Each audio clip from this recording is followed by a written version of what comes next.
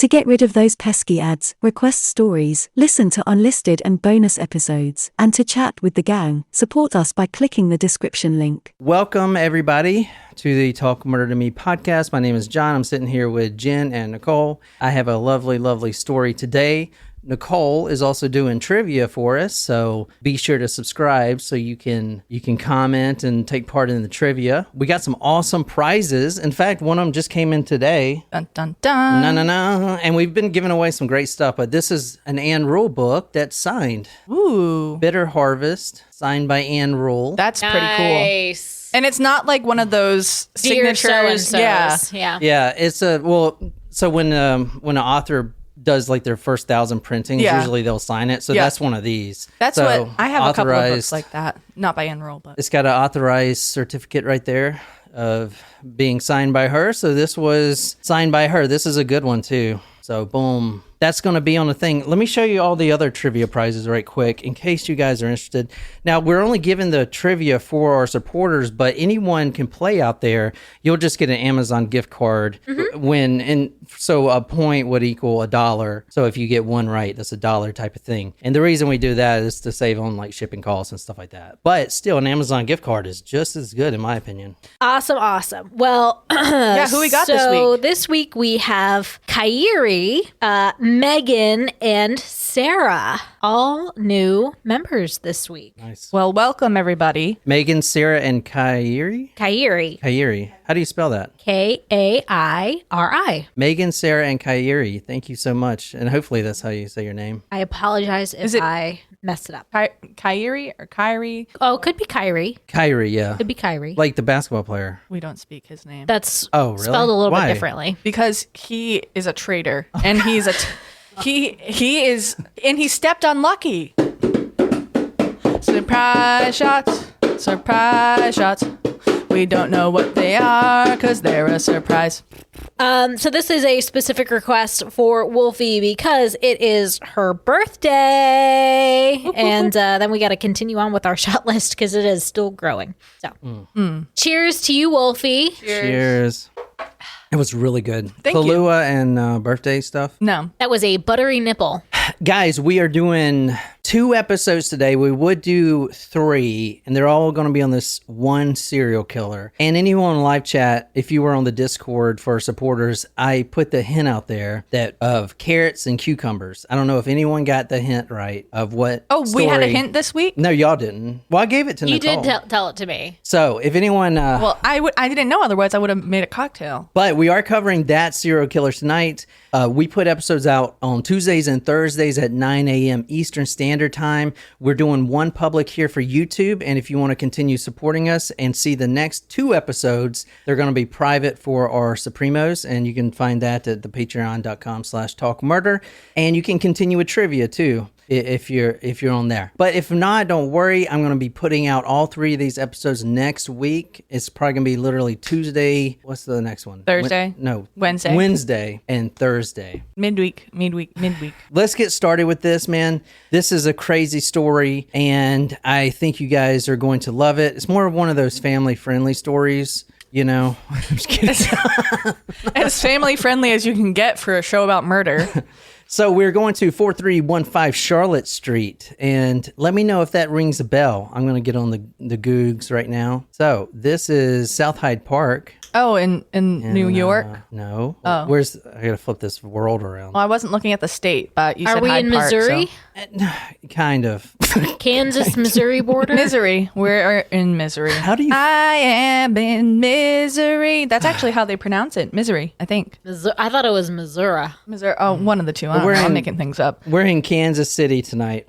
Kansas City. That's a song. Kansas City. Did you know that there's a spot in Kansas City? Did you know that Kansas City is actually one city divided by 2 states? It's the same city. And you can stand in Kansas City with one leg on the Missouri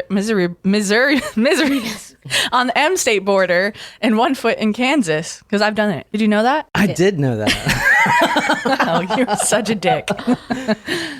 Also, since you were talking about music, I want to say, do not put Shakira in prison. You know she's going to prison? No. Yeah. Why is she going to prison? Yeah. That was a good impression.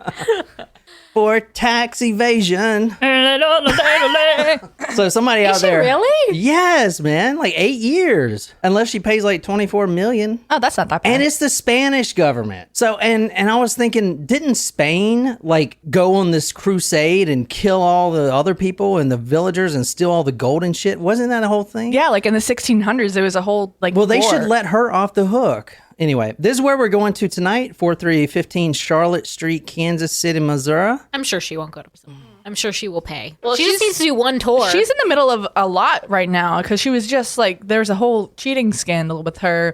She cheated on her longtime boyfriend or fiance. Oh, really? That's what they say. That's what they're man. saying. I don't like that. Anyway, this is where we're going to tonight. Can you describe this? Hang on, her tips don't lie and her taxes do lie. I love these.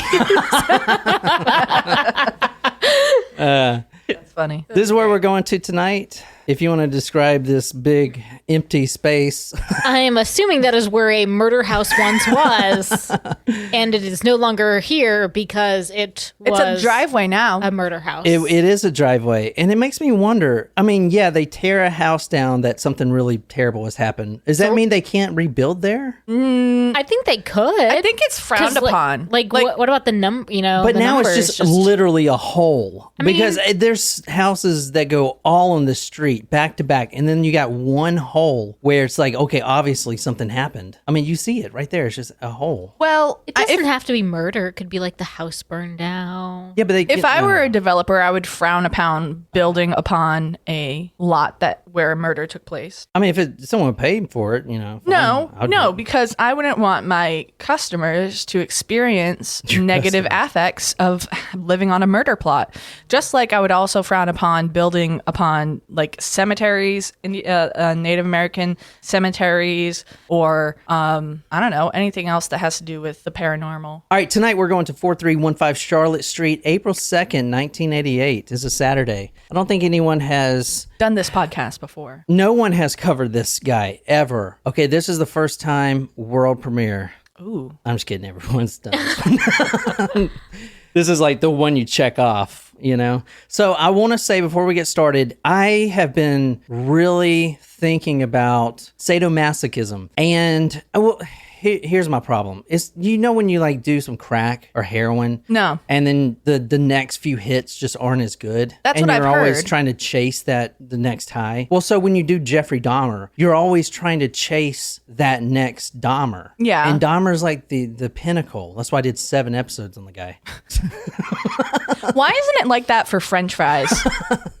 Like, that's what I want to know. Or All right. cheese. Now, this is April 2nd, 1988, and I'll put all the photos here on talkmurder.com. You definitely want to see them. They're Polaroid pictures, so I'm putting them all on talkmurder.com. Anyway, April 2nd, 1988, Saturday morning. This is around 10 a.m. There was a meter maid out checking cars, and he was on Charlotte Street. This crime takes place, all of the crimes tonight take place 4315 Charlotte Street. That house, as you saw, is no longer there. There's a big hole where it used to be, a big void that needs to be filled, and I guess they'll never build there again. But Never say never.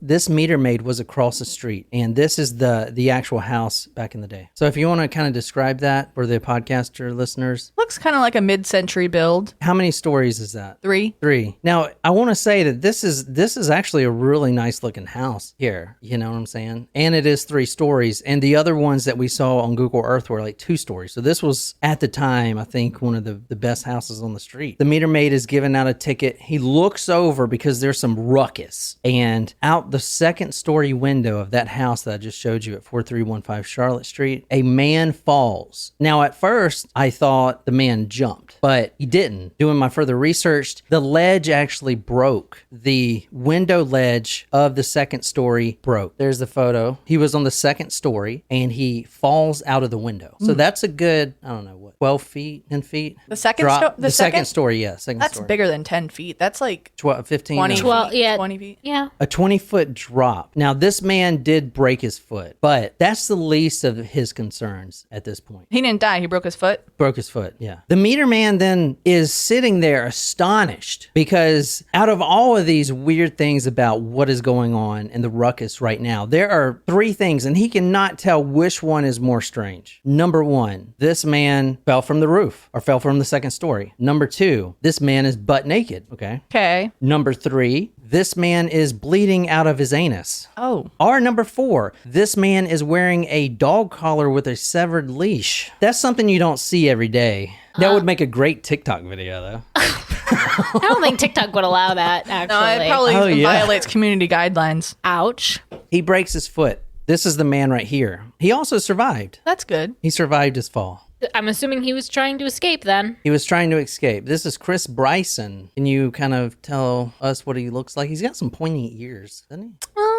White man, looks like he's in his 40s in this interview, but that's probably years after the incident. Yeah, this is a long time after. And as I'll get to, I don't know about here, but at the time was a heavy drug user. So at the time, he was 22 years old. So here, I would believe he's probably like 28 at the most, with all the drugs, really take you down. This man falls out the window. The ledge breaks. He breaks his foot. 22 years old. Let me tell you about this man. At 22 years old, he has a wife to support. And his wife and him are both heavily addicted to drugs. So, in order to make some money, he has to hustle. Now, he's not only buying food, but he's also buying drugs and they're hardcore addicts. I believe what I found on this husband and wife is at the time they were shooting cocaine. So, not crack, but cocaine, like shooting it, I guess is more expensive that way. At the time of this story, 22 years old, he was supporting his wife by working on 10th and McGee Street. That is a street where all these victims are pretty much going to come from. A lot of the victims. That street is known for the chicken hulks. You know what a chicken hulk is? A chicken hulk? Chicken hulk. Hawk. Hulk. Like Hawkeye. Okay. Hulk. Got it. Okay. How do you say it? Hawk? Hulk. Caw. Okay, got it. Am I saying it wrong? No, it just sounded like you said chicken hulk, and I just imagined like a chicken walking around with like big muscle arms.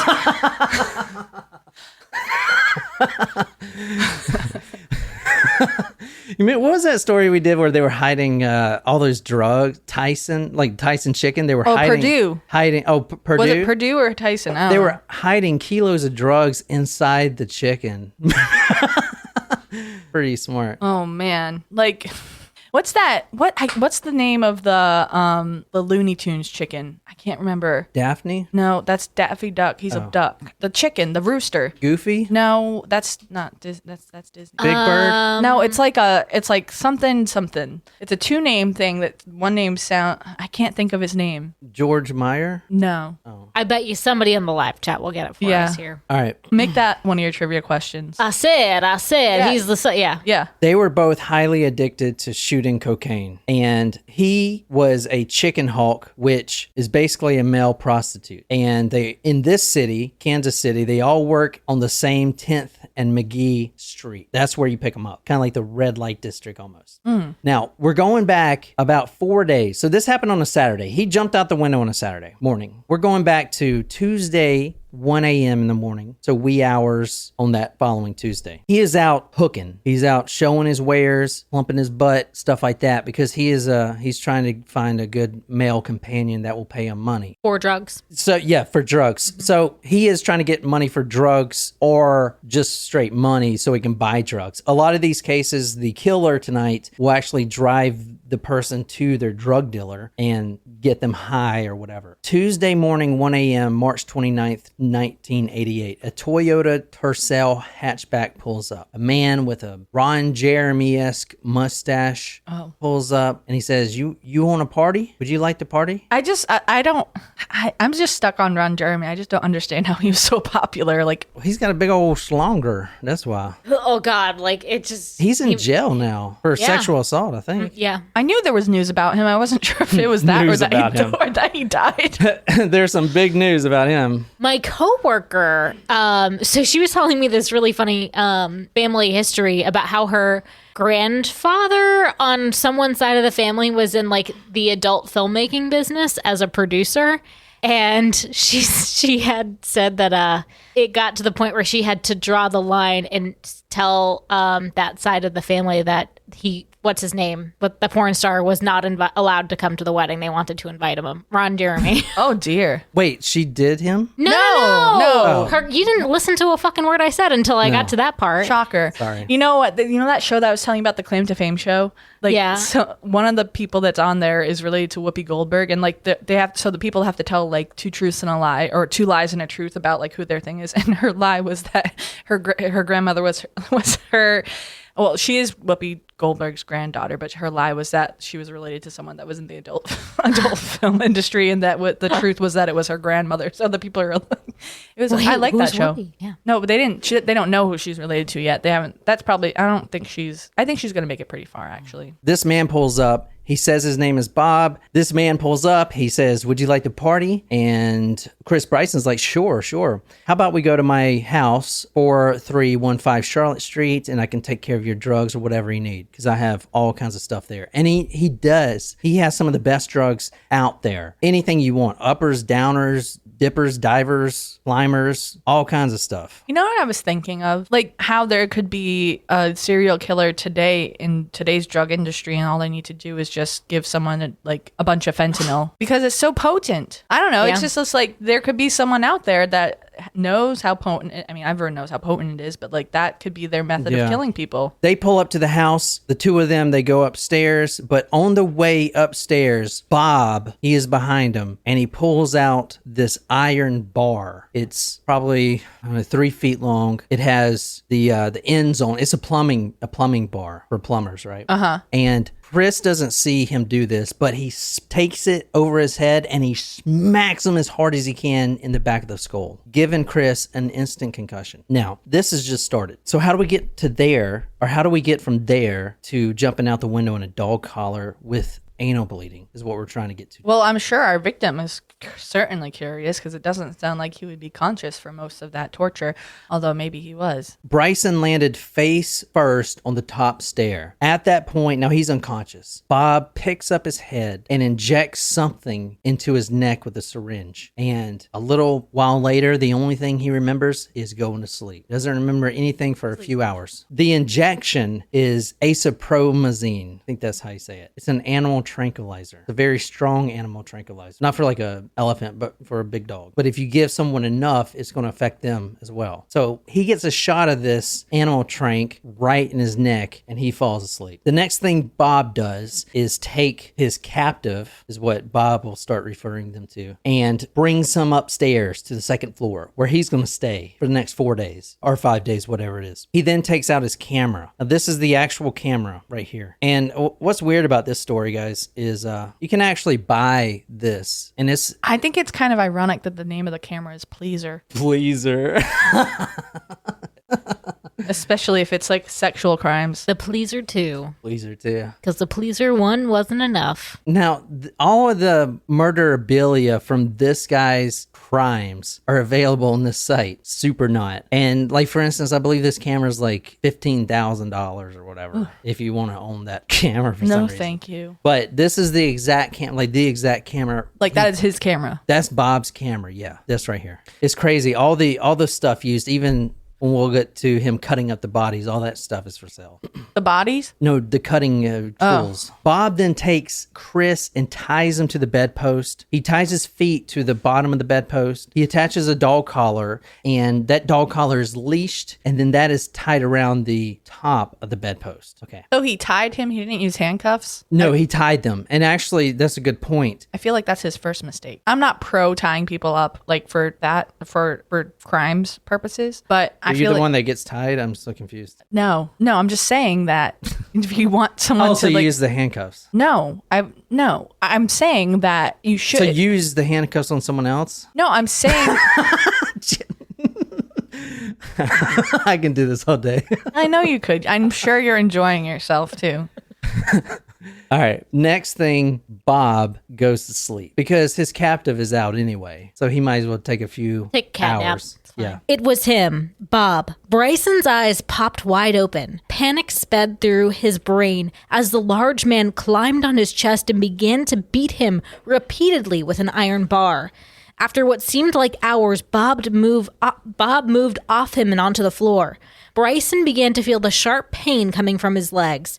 His captor had attached metal clamps to him and was sending electrical charges through his body from a transformer near the bed. shit.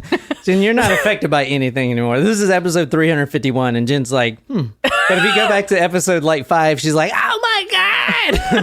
I'm like, Jen, I can't do this. He just punched the guy in the face. I can't do this. And now it's like transformer, 7,700 volts. That's a lot of. It is an intense amount of electricity. That is how many volts came through. I feel like I need to cover my like buttery nips after hearing that. I feel just like the clamps. Ouch. Why do you have buttery nips? What's the name of the shot? It was making a pun. Let's try to be funny. It's better than having pepperoni nips. I like the pep nips. Yeah? Yeah. Did you know that they say that the best color lip gloss is the color of your nipples? I did not know that. Yeah. So green, and I don't know you. No, you won't. Green. I like to flick them. Lick your own nips. No, and then bite them off. Ow, God. How Ow. would you do that? My nipples are getting Oh, jeez.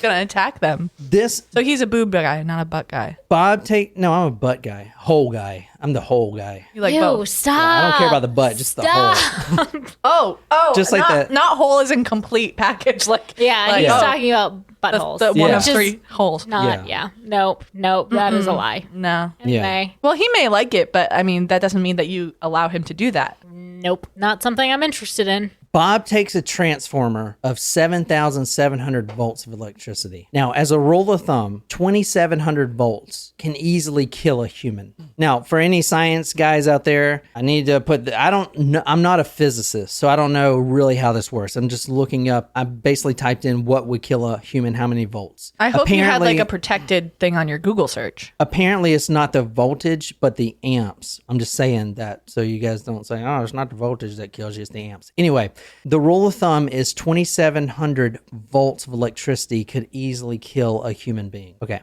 11,000 volts is the fatal number that I found. That if it's 11,000 volts, that pretty much does it for you. Now, 600 volts. So this transformer that was hooked up to Chris Bryson was 7,700. At 600 volts, internal damage to your organs takes place, like the heart. Yeah. It damages those organs. Well, yeah, that's why you're not supposed to like shock someone with a defibrillator unless they're like not beating, if their heart's not pumping. Like if it's live, it could be like bad for you. You don't want to use a defibrillator on someone unless they need it. Yeah.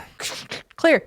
God damn. Woke me up. So 600 volts causes internal organ damage. 7,700 volts went through Chris Bryson. Yikes. Now, How is he alive? this- Well, you said that 11,000 is the fatal. Well, I mean, you can die at 2,700 volts from what I found. Oh, okay. But that's, you're a pussy, I guess. I'm just kidding. That's fucked up. What? so Let's do a little experiment, guys. Let's bring some. not it. Some of the car charger in here. All right, so 7,700 volts, and it's not just that, it's that. Damn. It's a prolonged exposure to this electricity. It's almost like being in an electric chair. Yeah, exactly. Although that would be a pretty good way to like electric shock someone if you like hook the two different parts of the jumper onto someone's nipples and then you just put the other ends on the car. I don't think that would be a good way to shock someone. No, I don't. No, I feel like no, not good way as in like, yeah, go do it. I'm just saying it would be effective. Oh, yeah, that would be very effective for a torture method. Look at you, Jen, coming up with new torture techniques.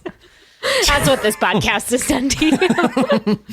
This would work really well for those needing a tutorial. I don't advise it or condone it. I'm just saying that's something that may be effective. So this shock wakes Chris up pretty quick. Bob, who he knows is Bob, takes his own clothes off. Now he's already stripped Chris, and Chris is going to be naked the whole time, even when he falls out the window. But now Bob is naked. Oh. At this point, Bob starts dry humping Chris's leg, and at the same time places one finger in Chris's anus. Right after this is 5:30 in the morning, Bob makes his first journal log, and Oh, he's journaling this? he journals everything. I find that interesting. That's so dumb. Like if you're so dumb. It is. Like, why are you going to put something written down like that would, what's the word I'm looking for? Why would you incriminate you? Yeah, why would you document your crimes? So did you watch that documentary on Netflix, right? About the Mormon dude who had 70 wives or whatever? Yeah. So it was kind of like that at the end. Like they had a vault of all of their records and everything. Yeah. Why? You dumb. You don't listen enough to crime if you documenting all of your shit. And then the thing that is it's crazy to me is that people still like carried his message on even when he was in prison. People be cray. Oh yeah, the message from God. I do have or Joseph Smith. I Whatever. do have a All new right, hold show on a second. recommendation for you for after this. Ooh. Hold on a second. So Lauren is saying I'm clenching from a finger in the butthole. This is I know. This right? is elementary to what we're going to get to. We're getting to carrots and cucumbers here. I just in a feel little like bit. that's a one-way no. exit. I All mean, right. you know, if Yep. you like it, that's fine, I guess. But I just feel like that's a one-way. This is road. his the journals aren't available publicly, but the writings of them are. So this is what he documented first. It says 5:30 to 6, tied on bar / FRTFU, comma finger. So Well, do you want to take a guess what this means? Fart.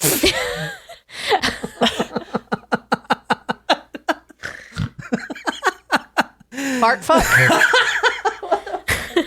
A fart fuck. I hate that word. I know, but that's what I was gonna say maybe did that stand for front? Yes, it did.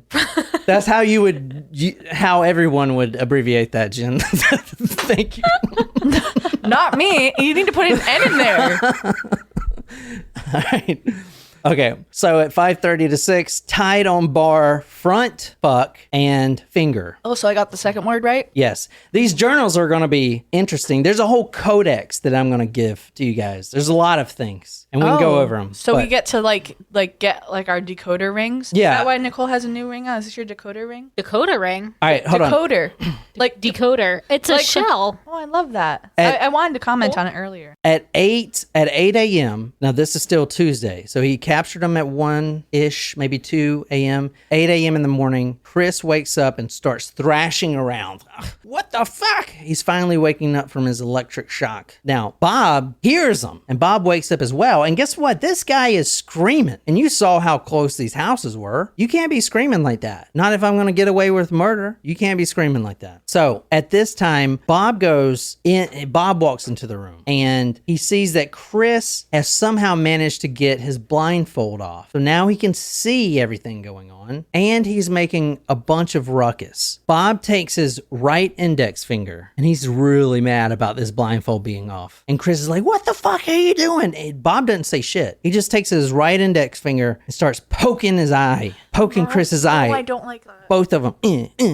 Now, Chris is tied up, his hands and his feet. And not only that, but he's restrained by the dog collar. So he doesn't have much neck movement. So not every strike of the finger is going and hitting the eye, but the majority of them are.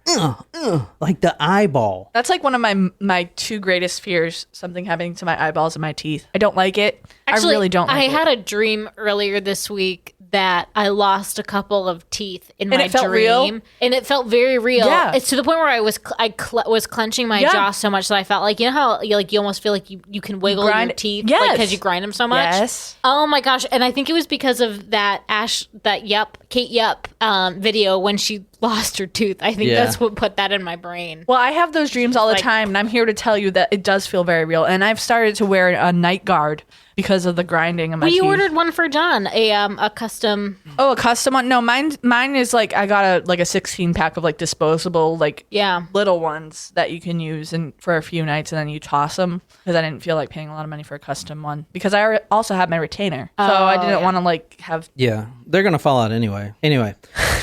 Yeah, well, not necessarily. Like there are people who have all of their teeth when they die. Besides, I believe I'm gonna die young enough where I'll have all my teeth. Stop that! I'm just saying. Well, let's at least cash out first. All right. The finger in the eye doesn't really work. He is moving around a lot, and he is hitting the pupil, but it's not blinding him. The only reason he's doing that is because this guy removed his blindfold, and he can see around. He can see what's going on, and that's not what Bob wants. So he's like, you know what? Shit. I'll be right back. He walks out the room. Chris can still see fine. I mean, his is definitely diminished, scratched up and everything. Bob comes back in the room a few minutes later with some cotton swabs. What can he do with these? Stick them in his eyes or other holes. It's like Chris is like, what are you doing with those cotton swabs? And then he sees what's in Bob's other hand, which is a gallon of bleach. Oh no. So you know how you remove the cap of the bleach and pour a little in the cap? For what? Well, I mean, just for anything. Like I mean, pour- for laundry, I just pour. There's a little compartment. Well, I've never done laundry, so I need to fix my dryer. It's not working. All right, I don't know if it's fixable. Bob takes I just need to replace a fuse. Bob takes the cotton swabs. He takes one and he dips it in this Clorox bleach and he gets it all bleachy and he pries open Chris's eyes with his two fingers. He's like, come on, stop squirming. Stop squirming. And he just rubs that cotton swab over his eyes. How is this man able to see? Is he? Yeah, is he blind today? No, it did not permanently blind him. How? Straight bleach to the eyeballs? And I'm sure that Bob Berdella wasn't like, oops, let me flush your eyes with some water, you poor thing. Like, dang. His eyes were on fire, literally. Whelps started forming. In the eye? In the eye, like all around the eye and everything else. And I mean, just intense pain. I don't like that. After a while, Bob leaves the room and he comes back with that same 2-foot iron bar. He straddles Chris and Bob is naked at this point and he starts beating him in the face with the iron bar. This stuff gets a lot worse. How? How can it get worse than this? Like, no one deserves that. Well, let me tell you. Bob is beating him with this iron bar. And then he's kind of in and out of consciousness. When he comes to, he sees that Bob again has that transformer in the room. And it's hooked up. One was attached to his upper thigh. So right up in the thigh. Okay. The other clamp was attached directly to his testicles. And he flips on the switch. So now you got 7,700 volts of electricity going through your balls. That hurts. If you're a guy out there listening, you know that would not feel good. Getting kicked there is the worst thing ever. But not worse than childbirth. True. No, getting kicked in the balls is like... Granted, I have not experienced childbirth, but I hear it's terrible. And you know I haven't experienced childbirth or getting kicked in the balls, so I wouldn't know. But I would imagine that childbirth is much worse. We used to hit each other in the balls in high school. Okay. Just be like, gotcha. And I'm like, oh, fuck. Okay, yeah, but how long does that pain last? Forever. No, realistically. Like, I don't know, 10 Jen. minutes? Fuck. All right, like a woman can be in labor for hours. You're trying to push a watermelon-sized Out of your thing vagina, which out is of your... this fucking big. No, it's Jen. like this big. No, it's not. Yes. A penis hole is super small, Jen. A vagina is like huge. Dude. No, it's not. Yeah, you like put your head in there and look around. No, a head comes out of there. Oh, what's up? What's up, Jeremy? What's up? You're such a misogynist. Kyle, what's sometimes. up? Kyle. Kyle.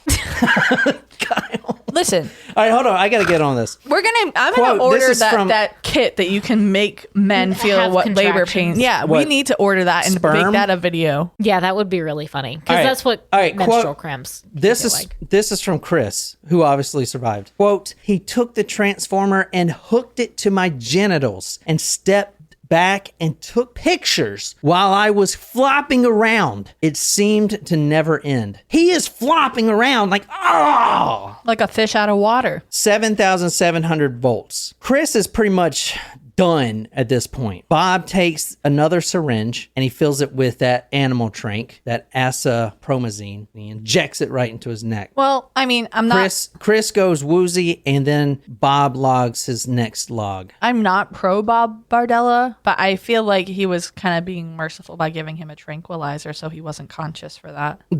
The journal entry says 11:45, quiet, injected more trank, noted slight react. So this, and you're going to see a lot of the journal entries here, and we're going to go through some of the codexes, and it's crazy. Like I have all the journal entries, and some of them are just kind of really ridiculous. Like it gets a lot worse than this, I can promise you. Now, Chris eventually wakes up again in the middle of the night, screaming. He can't see, temporarily blind, but he's screaming, help, help, help. Bob doesn't want that. And I do want to point out, Bob has 3 chow chows in his home, so they're all barking too. Aren't those mean dogs? I heard they were mean dogs. But I guess you can't really say that about a dog. It's about the owner, but they have a mean owner too. So Bob is just like, what the fuck? Shut the fuck. Why won't you shut up? And he has the gag in his mouth, but Chris had spit it out. Bob goes in there, and this time, instead of bleach, he brings some Drano. What's it going to do with the Drano? Drano does not go in the butthole, does it? Jesus Christ. Not in this episode.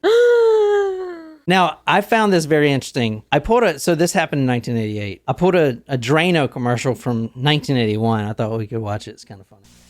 Your sink traps clogged with grease. Use Crystal Drano. I'll pour in liquid plumber. Don't. It may not work on that grease clog. No? Crystal Drano will. Look, liquid plumber's quiet. It's not melting that grease. But Drano is. It broke through. Will Drano hurt metal pipes? No!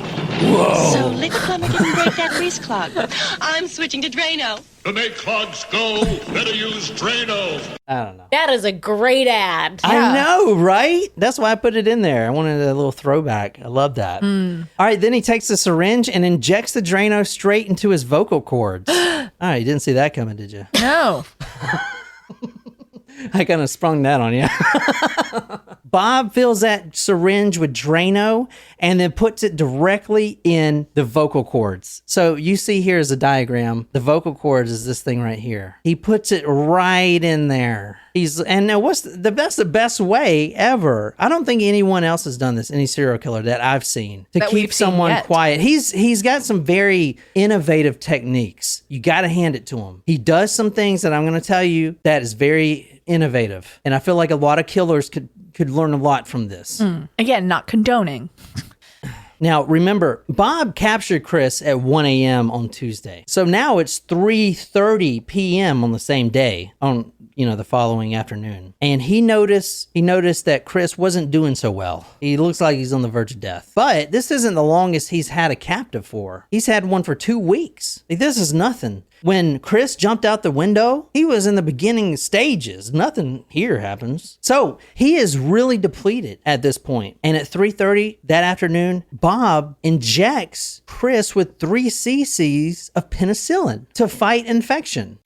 Where do you get straight up penicillin to inject into someone? Bryson woke up. He moaned. Bob felt his forehead. It was hot. Be quiet, Bob commanded sternly. He moved to the foot of the bed and began untying Bryson's legs. As he moved around Bryson, he told his young captive that he was now Bob's sex toy and that he would not see the outside world again. The only thing you need to think about is you, me, and this house, Bob said. Don't try to fight me or you'll just get more of what you had earlier. He reminded Bryson about the metal pipe, the electrical shocks, and even mentioned a wooden glove, which Bryson hadn't seen. Oh. No glove, no love. All right. Bob turned him around at that time after the shot of penicillin, and he anally raped him. Bob told him that, quote, if I grow to like and trust you, then I could do special things for you, such as buy you cigarettes, or even pick up a movie on the way home from work and so forth, end quote. Now, we're going to come back later to how Chris Bryson escaped, but I want to talk about the man himself. I want to introduce the episode, the book, and everything else, and then get into Berdella. And we're going to talk about his psychology and stuff on the next episode, but I want to talk about his first victim and how he got to this, okay? Mm-hmm. So, this story is obviously about Bob Berdella. I know you guys have probably heard of some other podcasters do it, but it probably wasn't any good. This is the guy right here. He does look a lot like Ron Jeremy. Oh yeah, I can see it. If you shaved his head, he would look like David Cross's Tobias Funky. What are you doing, Niquiz? I'm removing his hair like Jen's talking about.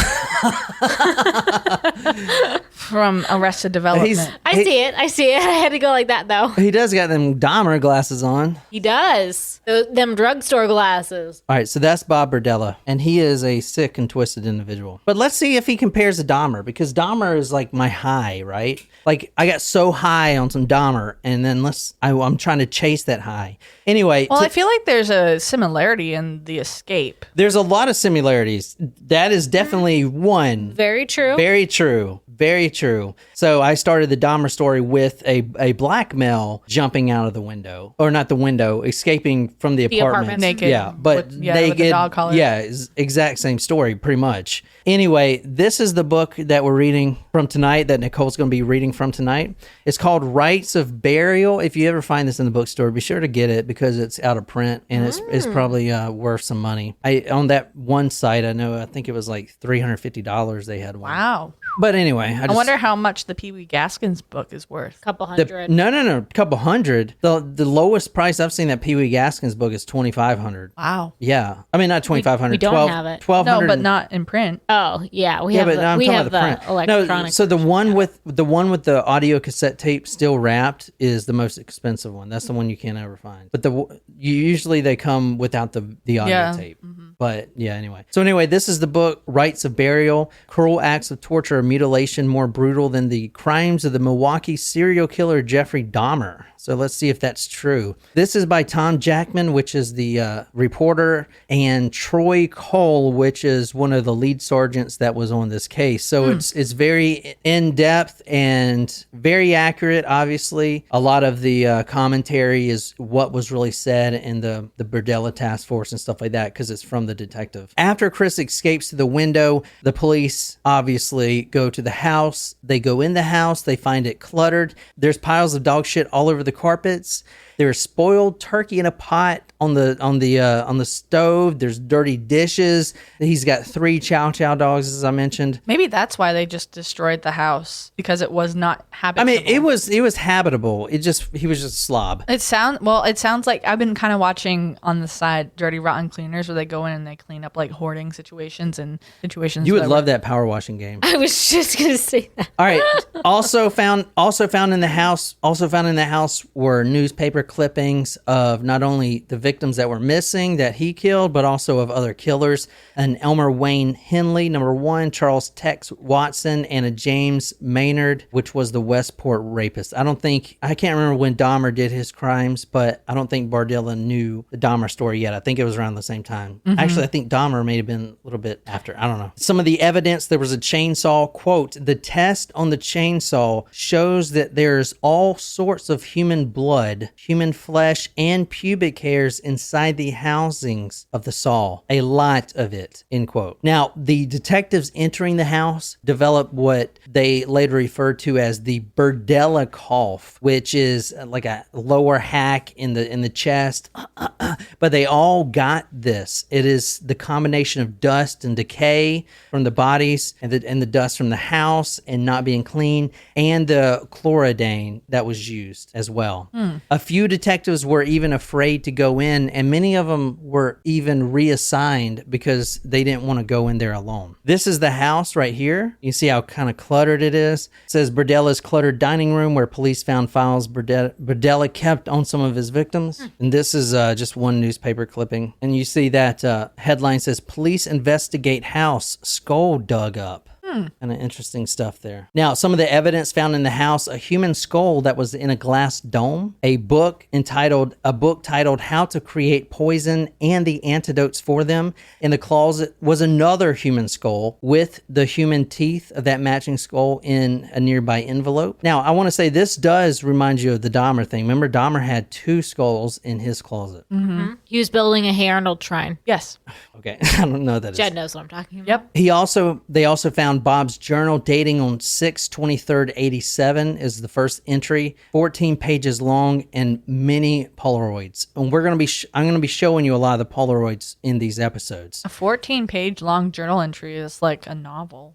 Many of the Polaroids, 20 of the photos had 20 different men in them, either unconscious, asleep, or dead. And we'll be seeing the photos. Also, here's a little more of the journal, just to, this isn't the good stuff. This is just kind of showing you, it says like 9 socks on, yada, yada, yada, move arms, snoring, no reaction. You know what's kind of spooky is that just looking at the pictures without context, you wouldn't be able to tell the difference if they were sleeping, unconscious, or dead. One photo showed a man hanging upside down, and he was naked and dead, and we're going to talk about him in a little bit. Also, a driver's license of one of the victims and more photographs. There was a folder labeled, quote, house guest, and inside this folder were all the victims tonight, the cutouts of the newspaper articles where they were missing. All right. In the corner of the basement, there were blood drops and a 3x4 patch of cement freshly laid. So, a Ziploc bag containing a human vertebrae and 20 books on Satanism and a record titled Black Mass for Lucifer. So this is in the 80s. The satanic thing comes up a lot. Bob was not... Do you know why he has this stuff in there? Do you remember?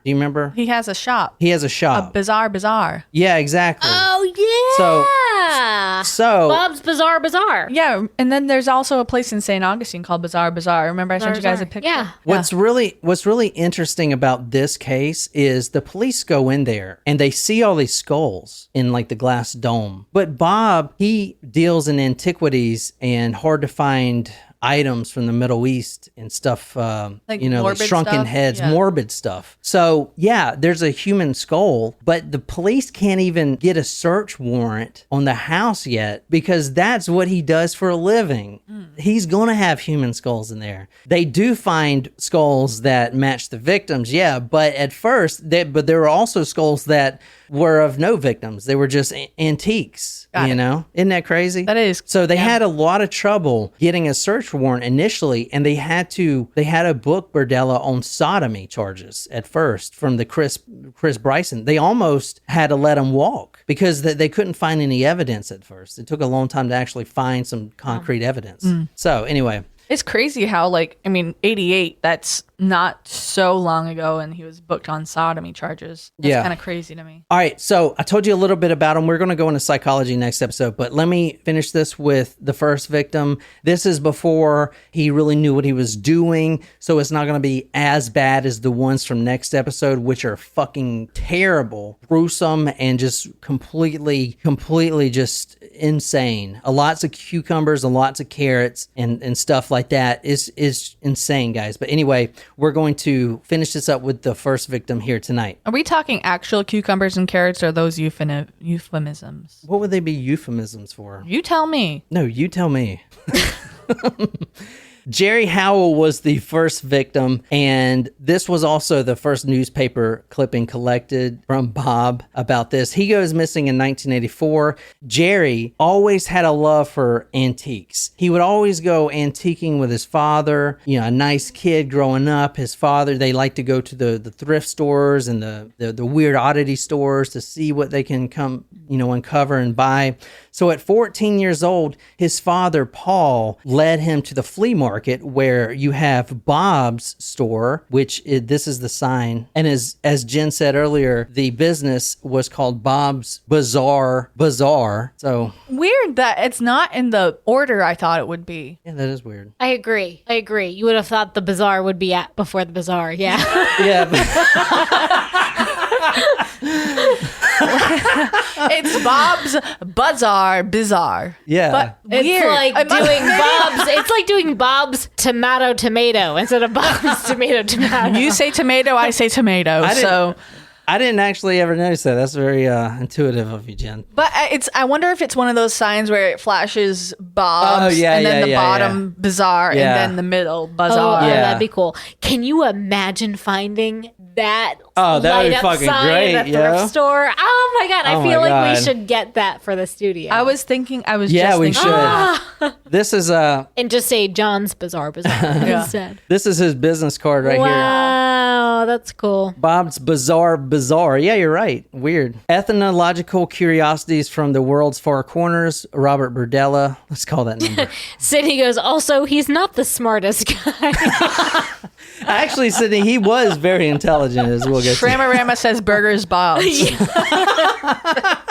Oh my God, we are such Bob Burgers fan. You have no idea. Clearly, you wear the same gyro shirt. I think I do. I gotta get you another Bob's Burgers t-shirt. That's a fave. All right, here's a two-pointer. Sydney goes, murder, talk to me. In 1981, the bazaar was his full-time job. He was making $1,000 per month, which is not so great, so he took on boarders. A lot of the victims tonight will be boarders, room, pay $125, whatever a week, something like that. right. Now, Paul Howell, the father of Jerry, took him to this shop when he was 14, and Jerry loved it. He loved all the curiosity stuff. So he kind of became friends with Bob at 14. At 16, he actually relays to Bob that he's been hustling to try to make some money, which hustling means he's a chicken hawk. He's selling his butt, for sex to get money. And Bob actually tried to talk him out of it and even steer him in the right path, which he does a lot of people in this story. He's actually a really good guy besides the whole killing shit. and the torture and the rape. But Great guy. Great dude. he tries to steer him out. He couldn't do it, and he kept hustling anyway. At 18 years old, Jerry grows up. He's 18, and he starts getting in trouble, theft, robbery, whatever, fighting. He's got all these tickets, and he's going to go to jail if he doesn't pay him. He needs a lawyer. So Bob actually hires him a lawyer, gives him the money in exchange for doing housework around the house. Now, a common theme with this is a lot of the victims will end up kind of screwing over Bob, maybe not holding up to their end of the bargain. And that's what happened here. Jerry Howell kind of ghosted him. And 2 years later, a couple months later, guess who Bob sees on 10th and McGee hustling? Jerry Howell. Yes. So he invited him in to his house. And on July 5th, 1984, we're at Bob's house again on Charlotte Street with the first victim ever. And we're going to see how this plays out. It's not as gruesome and sophisticated as the ones on the next episode. Those go into a lot of different rituals that Bob does, but this will be the first victim. Initially, I think I just wanted to tranquilize him enough to have sex. Somewhere along between, I would say 7 and 8 o'clock is where I started doing things for motives at the time I don't think were clear to me. I just wanted to initially have him helpless, and from helpless to, I guess, under my control. If you remember the Dahmer story, Dahmer was all about control. There's a lot of things with sexual sadists that are in common that I have found from doing Dahmer and this man. So this, obviously Bob Berdella is a sexual sadist, but there are similarities that cannot be overlooked. And one of them is control, and the other one is, as we'll get to, the polaroids. It's like the act of completion or whatever. You remember Dahmer was building a shrine? Yeah. And that was going to be the last kind of act. He needs to have it be completed. So the polaroids are kind of the same way in the journaling too. It makes it where it's almost like an experiment. Yeah, where it's further down to completion for them. It's really weird. We'll get into it next episode. But so he logged the following in his journal: 1:30 a.m., 2:30 a.m., and 6:30 a.m. BF. Do you want to take a guess what BF means? Boyfriend. Damn it, Jen. You're wrong. Maybe F. F, best friend? It means butt fuck. Oh, shit. What the fuck? I think he should have stuck with fart fuck. What the fuck? What podcast are y'all doing right now, dude? Best friends. We're best friends. That's my best friend. Holy shit. Can you read number 4, best friend? Oh, God. According to Berdella's log, he sodomized Howell at 1:30 a.m., 2:30, 4:30, and 6:30, writing BF each time. Berdella pointed out that he would wash Howell's eyes and mouth periodically and then replace the gag he had tied around his captive's head. And by wash, we mean like chlorine, correct? No. This is the first one. Oh. He didn't know he was going to kill this man at all. Oh, okay, because he knew him. Yeah, he knew him, exactly. And this is the first one, and he didn't actually... So this is more of like a caring type thing? It's other like than he the didn't know what to butt-fucking? do yet. Okay, gotcha. But as Bob will say, there comes a point where you can't turn back. Right. Okay, you tied this guy up and tortured him, and then what? And Just now let him what? go? Yeah, okay, Like, yeah. you know. Between the sexual assaults, Berdella lay next to Howell, either sleeping or resting. Which is the same kind of thing Dahmer did. Remember, he would sleep with the corpses and stuff like that. But this guy wasn't a corpse yet. He's still alive. Yeah, BF sounds more like boyfriend in this instance. Go on. This was Bob's first victim, so he hadn't got his torture down yet. So the next morning, he takes Howell to the garage, and he doesn't know what to do at all. He doesn't do any of the torture techniques. He instead goes, and this will make sense for this and for later, Bob Berdella is a psychopath. Like, no empathy for the human. I'm just saying. He goes in the kitchen, he grabs a large pot, like you cook spaghetti in, stuff like that. Mm-hmm. He drags this pot down to the basement. He takes Howell's head and places it in said pot. He then strings up Howell's feet to a beam in the garage. Wait, when did he behead him? I never said he beheaded him. Oh, he's hanging upside down? I said I see what you're saying. He takes a large cooking pot and places Howell's head while it's still on his shoulders. He just puts his head in the pot, Jenny. He's hanging upside down. Oh, okay. Well, I mean, it sounded. Yeah, it did sound like that. You're right. I secured one of the old antique pulleys that I had to a beam and hung him. I drug him feet first so that I can drain the blood from his body. So he didn't do any torture. He just strung him up by this old antique pulley that he had in the garage. He put a pot under the body, under the head. Jerry Howell is still alive. He is just hanging up by his feet. And then Bob Berdella takes a boning knife or some sort of knife like that, and he cuts a few spots into Jerry Howell. One, he cuts his elbows, like inside of the elbows. He slices down both of those. He also cuts the pubic area, and he then cuts the jugular vein. And what that's going to do is allow the blood to completely drain out from 3 different spots, and definitely out the jugular vein. And then he went to work at his shop in the flea market. Jerry dangled there until he died. And that's where we're stopping for episode 1. So episode 2, we got a lot to talk about. We're going to get to how Bob Berdella captures his victims and what he does, the whole routine. As you remember, Chris Bryson had a dog collar on. What we didn't mention, which we'll talk about for the other victims, is Bob would walk him to the bathroom to pee. He would walk him on the dog collar around the house like a dog. He wanted a subservient So he made him human. walk on all fours? Yeah, exactly. And we're going to talk about the journal and more carrots and cucumbers. I'm going to introduce that stuff, but that's in the next episode. So what do you guys think of episode 1? Like it? I mean, you did a good job telling the Yes. story. I don't like that what he was doing, but yeah. So that is it for episode 1. And for, like I said, for episode 2, we're going to actually continue on that now. It's going to be a private link for our supporters or Supremos. You can join if you want to, and you just continue on with us, continue the trivia and everything else. Just go to patreon.com/talkmurder. You can hit the description link there.